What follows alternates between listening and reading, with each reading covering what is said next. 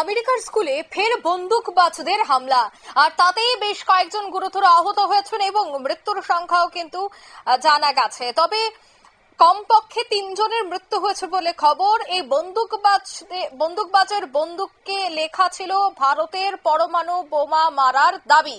Donald ট্রাম্পকেও খুন করা হোক, ভয়ঙ্কর বার্তা আততায়ীর।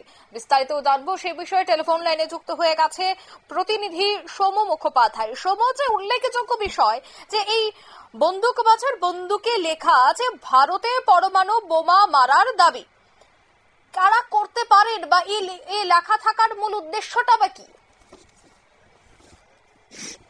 ওই আততায়ী যে এই হামলা চালিয়েছিল সেও নিজেও তার মৃতদেহ উদ্ধার হয়েছে এবং তার বাড়িতে গিয়ে তল্লাশি চালাতেই চাঞ্চল্যকর কিছু তথ্য উদ্ধার হয়েছে।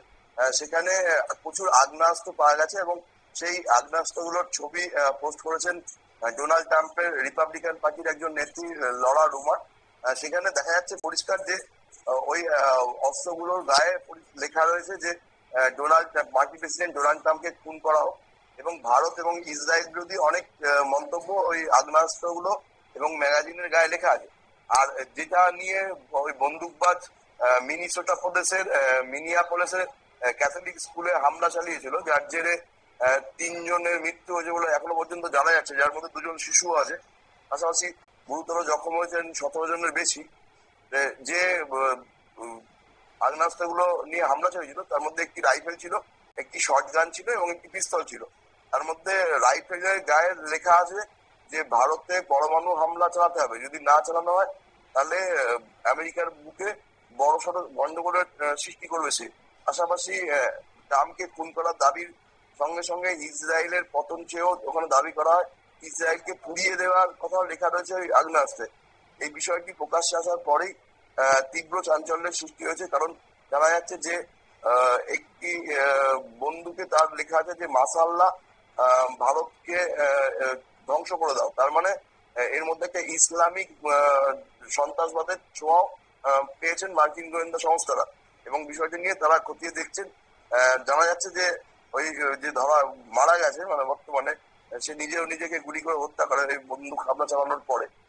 তার নাম জানা গেছে প্রথমে ছিল রবার্ট, কিন্তু সে পরবর্তীকালে পুরুষ থেকে মহিলা হয় এবং রূপান্তরকামী হওয়ার পরে সে মহিলা নাম ধারণ করে, নাম রায় রবিন ওয়েস্টম্যান করে, এবং একটা ইউটিউব চ্যানেলও সে চালাতো, যার মাধ্যমে সে ইসরায়েল এবং ভারত বিরোধী প্রচার চালাতো।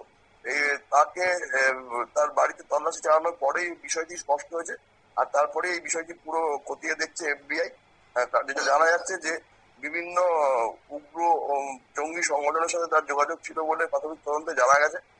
পাশাপাশি লোন উলফ কিনা সে আইসিস বা এই ধরনের আল কায়দার মতো সংগঠনের, যে সে একা একাই কোনো অপারেশন করে কিনা, তার পিছনে আর কারা আছে, সেই ব্যাপারটাও পুরোপুরি খতিয়ে দেখাচ্ছে। তবে আমেরিকায় এই ধরনের স্কুলে এই বিষয়ে কি কোনোভাবেই খালিস্তানি জঙ্গি বা পাকিস্তানের কোনো জঙ্গিদের হাত থাকতে পারে?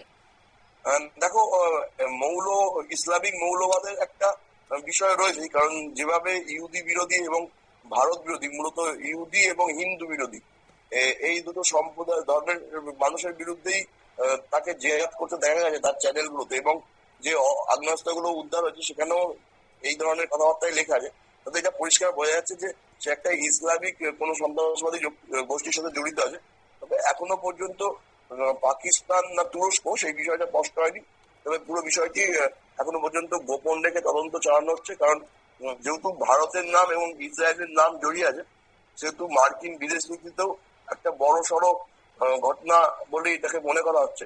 তাই বিস্তারিত তদন্তের পরেই এই ব্যাপারে তথ্য সামনে আনা বলে জানা গেছে মার্কিন গোয়েন্দা সংস্থা সূত্রে। অঙ্কিতা, একদমই ধন্যবাদ। অর্থাৎ মার্কিন গোয়েন্দা সংস্থা এই বিষয়টা নিয়ে কিন্তু এবার বেশ কিছু রিপোর্টও তুলে ধরছে। তবে কেনই বা তারা এই হামলা চালাচ্ছে, এর পেছনে কি রহস্য থাকতে পারে, সবটাই কিন্তু একে একে তদন্তের পর বেরিয়ে আসবে। নিয়ে নিচ্ছে ছোট্ট একটি বিজ্ঞাপন, বেরোতেই সঙ্গে থাকুন।